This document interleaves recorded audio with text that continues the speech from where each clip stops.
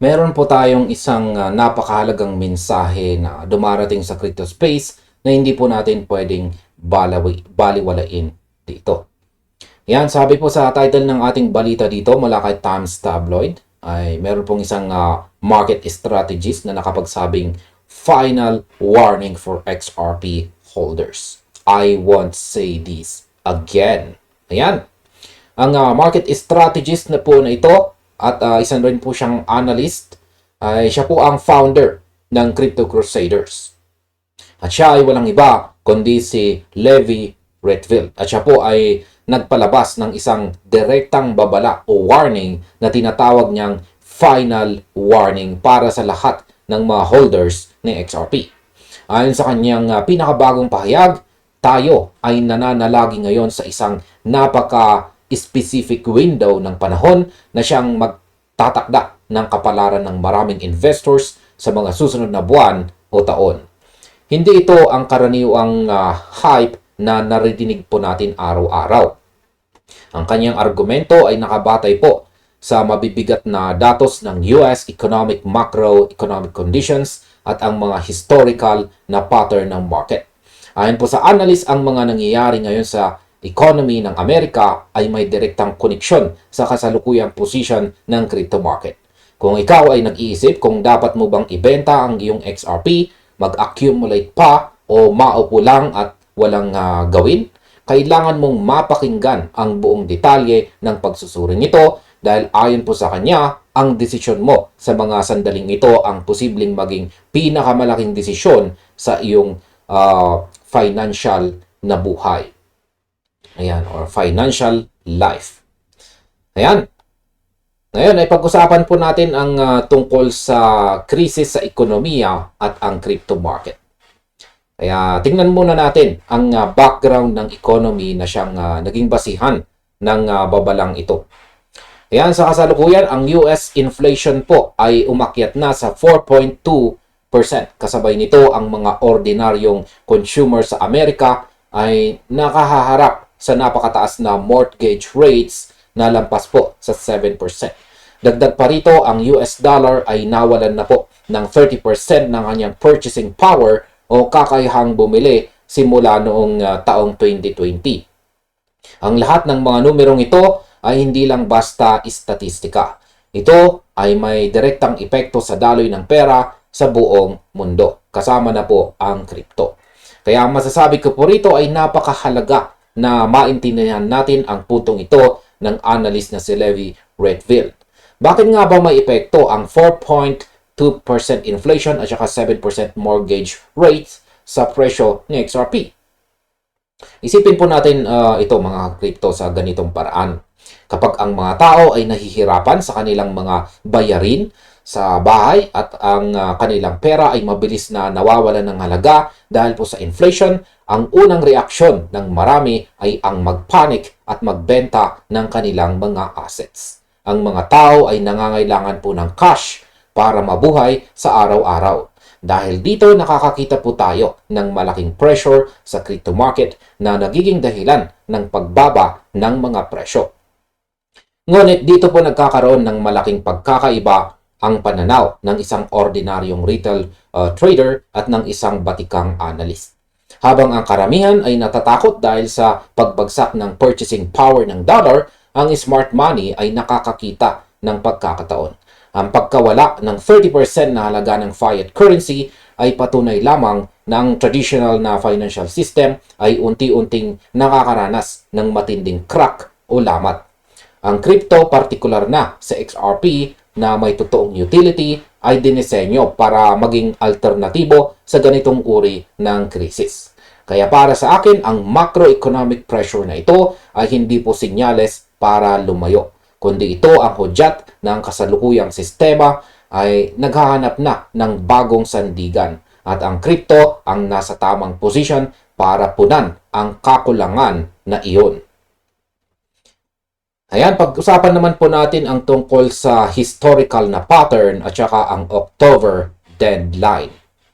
Para suportahan po ang kanyang pananaw, nagbigay ang analyst ng isang historical na paghahambing or specific historical comparison. Sinabi niya na ang takbo po ng CPI inflation sa United States ngayon ay sumusunod sa isang trajectory o landas na katulad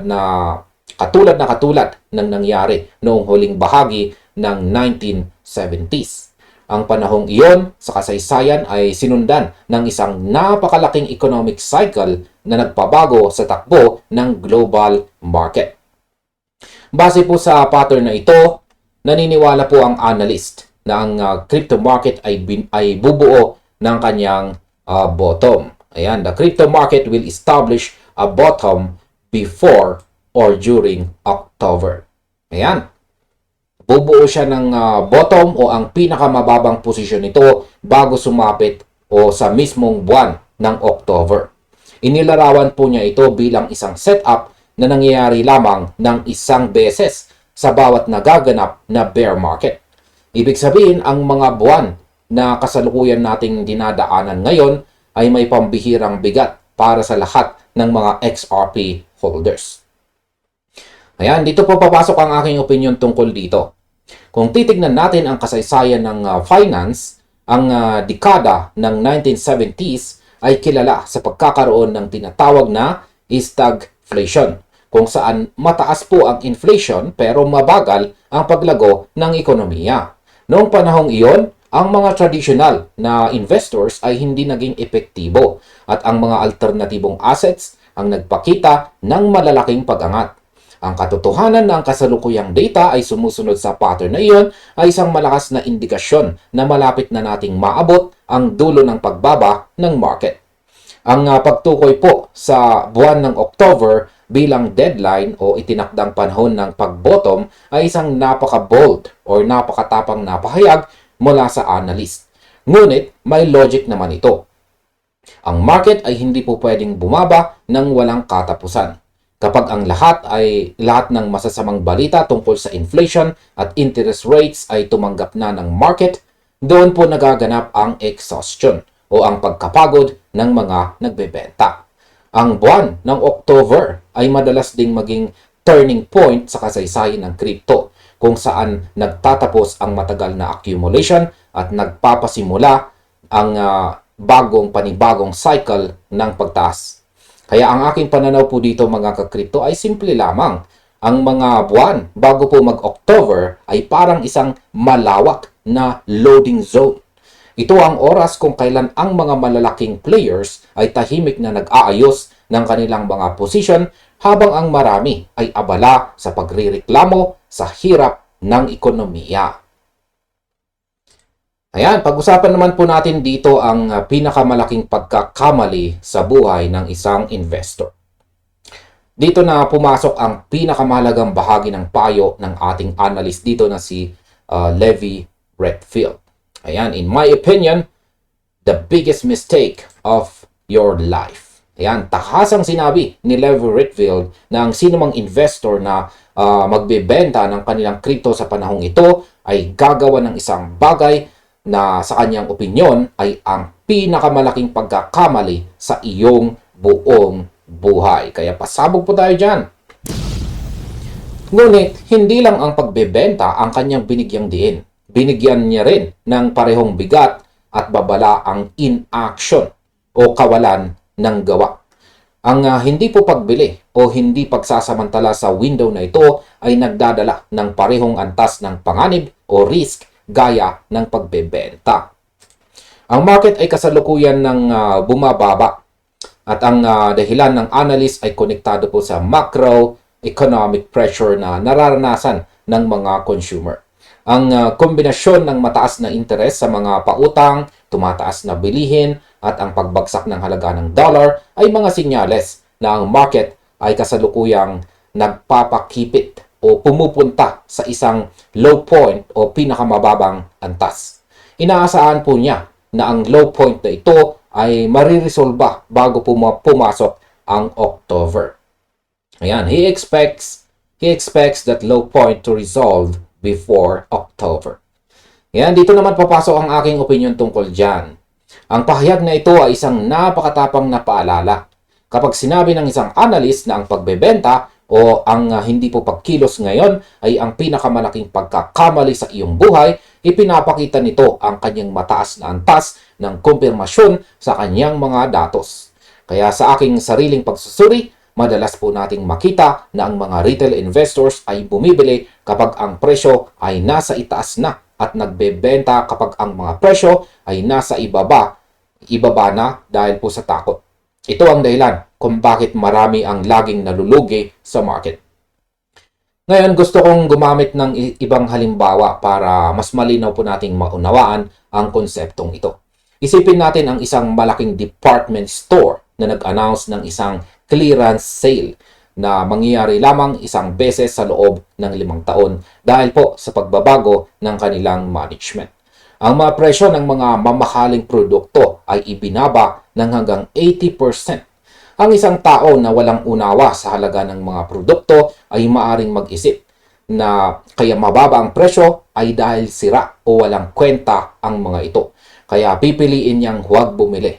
O kaya naman ay itatapon niya ang mga nabili na niya dahil sa takot na mawalan ang halaga ng mga ito. Ngunit ang isang matalinong negosyante ay alam po niya na ang mga produkto ay may mataas pa ring kalidad at ang mababang presyo ay pansamantala lamang na dulot ng sitwasyon ng tindahan. Kaya naman gagamitin niya ang pagkakataon para bilhin ang lahat ng kanyang kaya. Iyan po mismo ang nangyayari kay XRP ngayon. Ang mataas na mortgage rates at saka inflation ang nagpuwersa sa market na magkaroon ng isang malaking clearance sale. Ang pagbebenta ng iyong XRP sa presyong ito ay parang pagbibigay ng iyong mga mamahaling ari-arian sa murang halaga para lang sa panandaliang takot. At ang kawalan ng aksyon, yan po ang pagtayo lamang sa gilid habang ang mga institution at mga analysts ay nag-accumulate, ay nangangahulugan na maiiwan ka kapag ang sale ay natapos na at bumalik na sa normal o mas mataas na halaga ang mga presyo. Ayan, pag-usapan naman po natin kung ano ang susunod na mangyayari para sa atin bilang mga holders. Bagamat ang mga komento ng analyst ay pangkalahatan para sa buong crypto market, ang kanyang channel po at ang kanyang community ay may napakalalim na koneksyon kay XRP. Kaya naman ang kanyang babala ay may direktang kahalagahan para sa bawat isa na nag-iisip kung ano ang susunod na hakbang para sa kanilang mga XRP portfolio. Ang pinakapuso po ng kanyang argumento ay ang usapin tungkol po sa timing o tamang panahon. Ayan, the core of his argument is timing. Naniniwala siya na ang mga investors na kikilos sa loob ng natitirang mga buwan bago po sumapit ang October ay ang siyang makikinabang ng husto dahil makakabili po sila malapit sa cycle bottom. Ang mga maghihintay pa ng matagal o ang mga magpapasya na sumuko at magbenta ay tuluyang makakalampas sa oportunidad na ito. Ang mga datos na kanyang ibinahagi ay nagbibigay po ng isang matibay na pundasyon sa kanyang argumento. Inulit niya ito. Inulit na niya ito ng isang once per cycle setup. At hindi isang bagay na paulit-ulit na babalik sa mga susunod na linggo. Ayan. Ang opinion ko naman tungkol dito ay ay kailangan nating balikan ang kahalagahan ng disiplina at saka pangmatagalang pananaw. Ang crypto market ay kilala po sa pagiging pabago-bago at madaling mawala ang focus kapag nakikita nating red ang mga charts araw-araw. Ngunit kung pakikinggan po natin ang mensahe mula sa analyst dito, ang kasalukuyang takbo ng ekonomiya ay hindi dapat maging dahilan ng pangamba, kundi ito ay isang gabay na nagpapakita ng cycle ay papalapit na sa kanyang huling yugto ng paglilinis. Kaya ang timing na binabanggit po ng analyst dito ay nagbibigay sa atin ng isang malinaw na roadmap. Mayroon po tayong natitirang ilang buwan para maghanda. Kung ang kanyang teorya ay magkatotoo na ang bottom ay mariresolba bago mag-October, ibig sabihin ang bawat araw ng pagbaba ng presyo mula ngayon ay dapat nating tingnan bilang isang pagkakataon para mag-strategize. sa XRP ay may malakas na pundasyon. At sa oras na mag-stabilize ang macroeconomic conditions sa US, ang mga assets na may totoong halaga ang unang makakaranas ng mabilis na institutional at saka retail inflow. Kaya wag po nating hayaan na ang ingay ng kasalukuyang krisis ang maging dahilan para mawala ang iyong position sa market. Kaya manatili po tayo mapagmatsyag, suriin ang ating sariling kakayahan sa finance at laging tandaan na ang pinakamalaking kita sa kasaysayan po ng investing ay nagmumula sa mga panahon kung kailan ang karamihan ay natatakot kumilos. At ayan mga ka-crypto, marami pong salamat sa inyong panonood. Maaaring panoorin na rin ninyo ang recommended video natin dito.